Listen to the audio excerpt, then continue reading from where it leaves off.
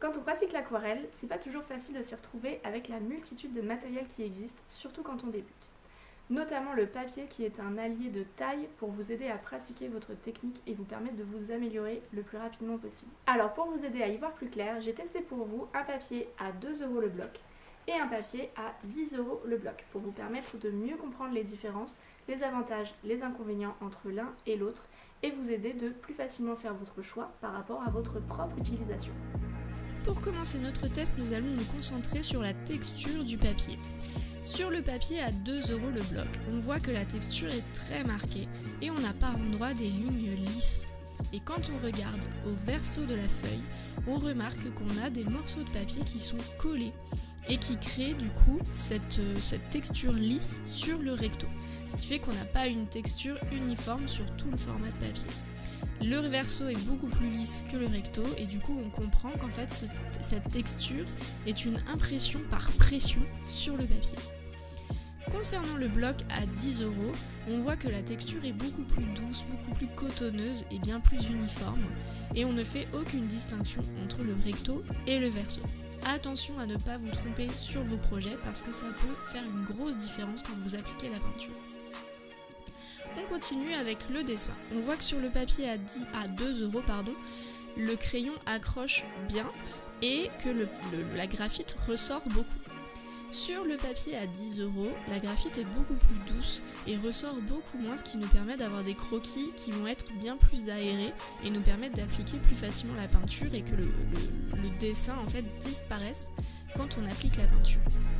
Concernant la peinture justement, on commence avec le bloc à 2 € et je commence par appliquer une couche très diluée, très claire pour voir comment le papier va réagir à l'humidité. Donc j'hésite pas à repasser plusieurs fois sur ma peinture. J'ai d'abord une première couche très diluée, très claire et je viens rajouter au fur et à mesure quelques ombres pour venir donner du volume à mon arbre. Et je vois que dans l'humidité, la peinture fuse correctement, donc ça va me permettre d'avoir un joli rendu aquarelle. Je fonce un peu plus mes ombres pour apporter du contraste et donner plus de volume à mon arbre. Et on va voir que la peinture, en fait, de cette façon, va pouvoir fuser dans l'humide et me permettre d'avoir des flous qui vont être très intéressants. J'éclaircis mon arbre, en fait, pour lui donner encore plus de volume.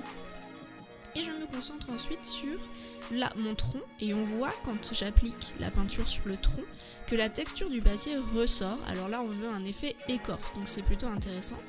Mais c'est vrai qu'on voit que la peinture vient se loger dans tous les petits interstices de mon papier et je doute qu'au séchage ce soit quelque chose d'intéressant.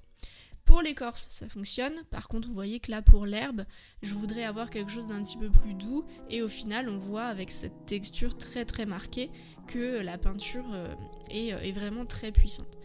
Pour le bloc à 10 €, je fais de la même façon une première couche très diluée, très délavée, avec mon verre très clair. Et ça va me permettre de voir comment mon papier réagit à l'humidité. J'hésite pas à repasser mon pinceau à plusieurs endroits pour bien frotter et me permettre de voir comment le papier va réagir.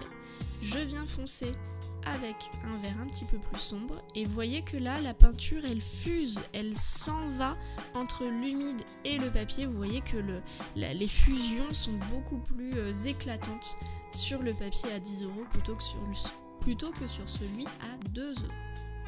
Je fais un retrait pour voir un petit peu comment mon papier va travailler en séchant et me permettre aussi de rajouter un petit peu plus de lumière dans mon arbre qui était un petit peu trop foncé.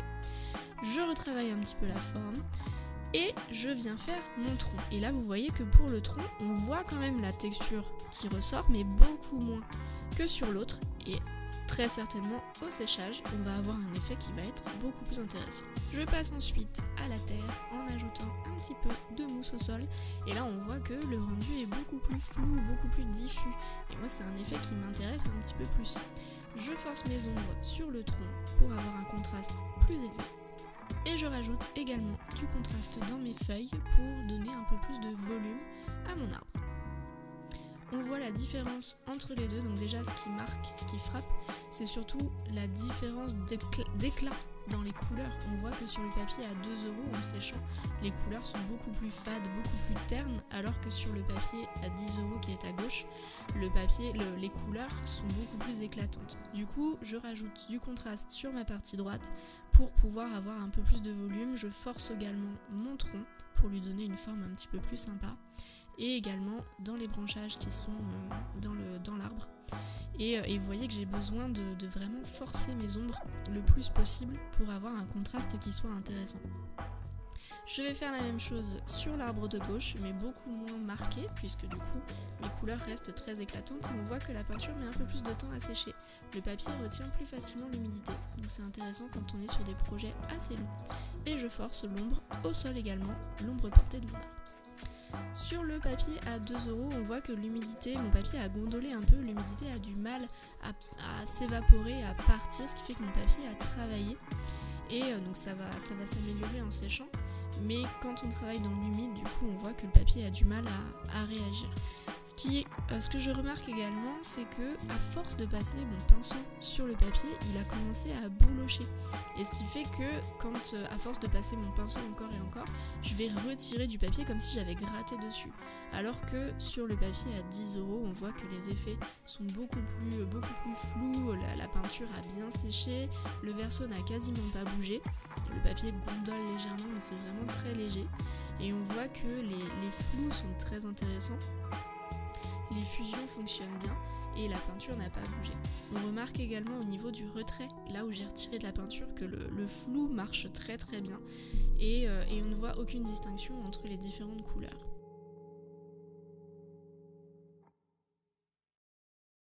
Vous savez désormais tous les secrets de différents papiers, du plus cher au moins cher.